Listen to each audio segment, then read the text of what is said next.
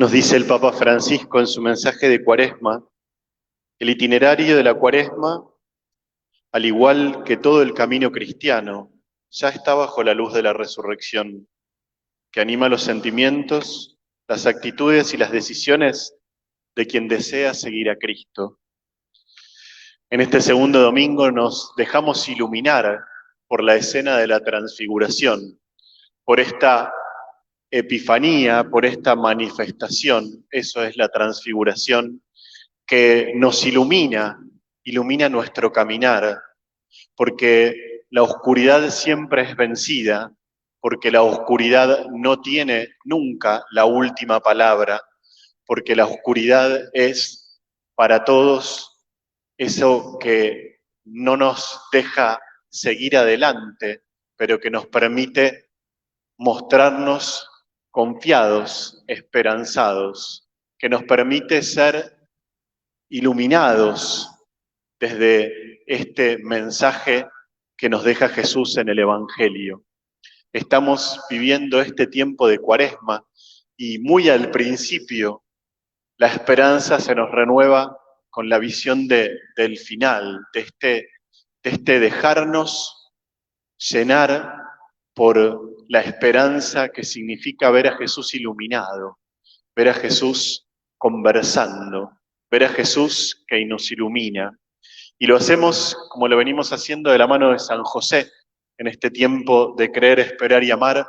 Hoy es acogida la palabra, porque José es padre de acogida, porque José acoge el mensaje de Dios y lo vive y lo acepta y lo elige aun cuando este plan de Dios lo toma por sorpresa, aun cuando no es lo que hubiera esperado. José con libertad acoge lo que Dios le pide, ese plan. Y entonces es para nosotros de vuelta, como aquel que nos enseña a acoger el plan de Dios, a recibir con confianza eso que Dios tiene pensado, preparado para cada uno de nosotros en el camino de la vida, sabiendo que ese plan nos desborda en plenitud, porque nadie nos conoce como nos conoce Dios, porque nadie quiere lo mejor para nosotros más que Dios, porque nadie sabe cómo llegar a eso mejor que Él. Dios es para nosotros aquel que ilumina nuestro caminar, aquel que no nos deja en la oscuridad, aquel que nos muestra y nos da la esperanza. ¿Y de qué manera? Escuchándolo. Este es mi hijo muy querido, dice la voz, escúchenlo. Pensemos hoy de una manera especial qué significa escuchar a Jesús, en qué situaciones lo tenemos que escuchar, en un tiempo donde nos cuesta escuchar, en un tiempo donde nos cuesta escuchar razones, escuchar pensamientos distintos, escuchar reacciones diferentes. El Evangelio nos invita a escuchar a Jesús, ciertamente, pero también a escuchar a otros y a otras que nos hablan. Y estar dispuestos a eso, estar dispuestos a tener esa actitud de escucha paciente y generosa, que no es otra cosa que recibir al otro. Cuando escuchamos a alguien, lo estamos estamos recibiendo a esa persona lo que tiene para decir. Y eso no quiere decir que vaya a estar de acuerdo con lo que me dice, pero sí lo puedo escuchar. Y cuando escucho, se produce el diálogo. Si no escucho, nunca voy a encontrar el diálogo. Vieron muchas veces cuando discutimos que nos pisamos, ¿no? Con lo que decimos, con lo que argumentamos, hasta que uno de las dos o de los tres o de los que están discutiendo dicen, escuchen, escuchémonos. ¿Cómo nos cuesta escucharnos? ¿Cómo nos cuesta escuchar al otro? ¿Cómo nos cuesta muchas veces escuchar a Jesús? Es el Hijo muy querido, es el Hijo muy amado, es quien sabe mejor que nadie cuál es el plan de Dios y por dónde pasa ese plan de Dios.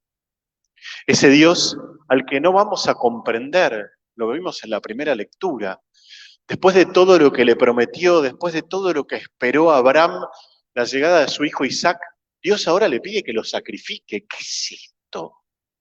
¿Qué es lo que le está pidiendo Dios? Sin embargo, Abraham confía, y porque confía, sabe que esto no puede ser así. Y Dios no le pide que haga lo que no tiene que hacer, y renueva su alianza, y renueva la promesa. Lo mismo, la segunda lectura de la carta a los Romanos, que cuando la escuchamos, volvemos a renovar nuestra confianza en Dios, más aún en este tiempo. Si Dios está con nosotros, ¿quién estará contra nosotros? Si Dios está aquí con nosotros, ¿quién estará contra nosotros? ¿Quién podrá contra nosotros? Aun cuando lo que veamos, lo que sintamos y lo que vivamos sea algo adverso, como lo que estamos viviendo en este tiempo y vivimos el año pasado, tenemos que tener esa certeza que Dios está con nosotros y entonces nada puede contra nosotros. Aun cuando nos parezca que sí, que hay cosas que pueden, que hay cosas que nos devastan, que hay cosas que nos debilitan, que hay cosas que nos matan. Si Dios está con nosotros, nada puede contra nosotros. Nuestra fe tiene que ser superadora y más grande de lo que vemos, de lo que ocurre, de lo que acontece. Porque la fe, como dice la carta a los Hebreos, es la garantía de los bienes que se esperan, la plena certeza de las realidades que no se ven. Y entonces, si tenemos fe, es que podremos seguir adelante. Y vamos a tener miedo, como lo tuvo Pedro, y por eso quiso quedarse en la comodidad de la escena de la transfiguración. Hagamos 3 carpas, quedémonos acá. Si acá está lindo, si acá está bueno, si acá estás vos, está Moisés, está Elías, que fueron 2 de los grandes que escucharon la voz de Dios. Entonces quedémonos. Pero Jesús no se queda. No se queda en la montaña, no se queda en la comodidad, va adelante y lo próximo que va a hacer el Evangelio es anunciar su pasión. Es decir, que va a morir, va a ser crucificado y va a resucitar. Pero lo hace después de que nos mostró la esperanza. Lo hace después de que el Padre nos invitó a escucharlo.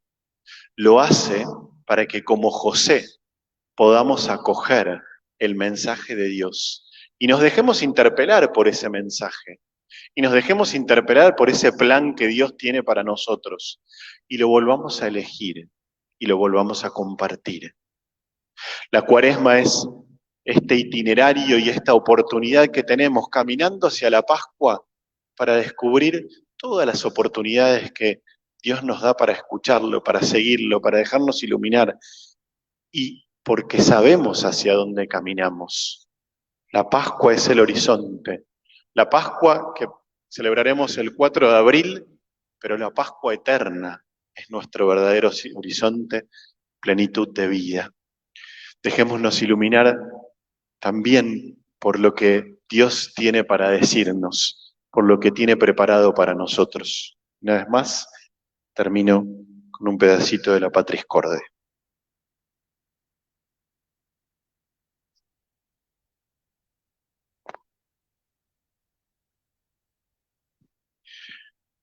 Muchas veces ocurren hechos en nuestra vida cuyo significado no entendemos. Nuestra primera reacción es a menudo de decepción y rebelión. José deja de lado sus razonamientos para dar paso a lo que acontece y por más misterioso que le parezca, lo acoge, asume la responsabilidad y se reconcilia con su propia historia. Si no nos reconciliamos con nuestra historia, ni siquiera podremos dar el paso siguiente, porque siempre seremos prisioneros de nuestras expectativas y de las consiguientes decepciones. La vida espiritual de José no nos muestra una vía que explica, sino una vía que acoge. Solo a partir de esta acogida, de esta reconciliación, podemos también intuir una historia más grande, un significado más profundo. Parecen hacerse eco las realidades, las ardientes palabras de Job, que ante la invitación de su esposa a rebelarse contra todo el mal que le sucedía, respondió: si aceptamos de Dios los bienes, ¿no vamos a aceptar los males?